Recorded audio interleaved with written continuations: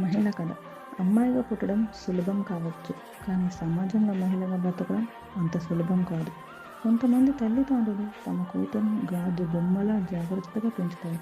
ప్రపంచంలోని ప్రతి చెడు చూపు నుండి కాపాడాలని ప్రయత్నిస్తారు. అయినా చదివిస్తారు, కలలు కనడానికి రెక్కలిస్తారు.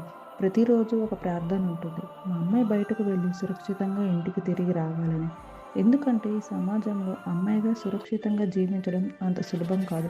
చదువుకుంటుంది, ఉద్యోగం సంపాదిస్తుంది, తన జీవితాన్ని తన కాళ్ళపై నిలబెడుతుంది.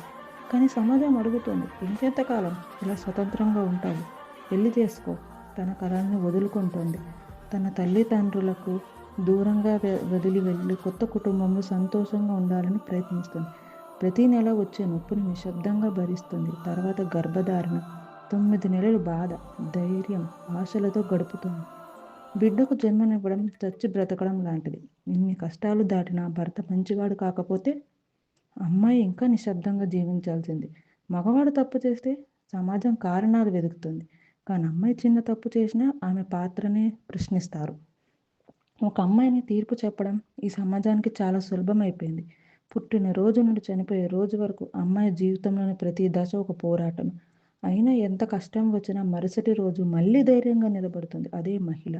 మహిళలు ఇంట్లోనే ఉండాలని కాకుండా కూతురు కొడుకు ఇద్దరూ సమానమే అని నమ్మే ఆ కొంతమంది పురుషులకు మా గౌరవప్రదమైన నమస్కారం.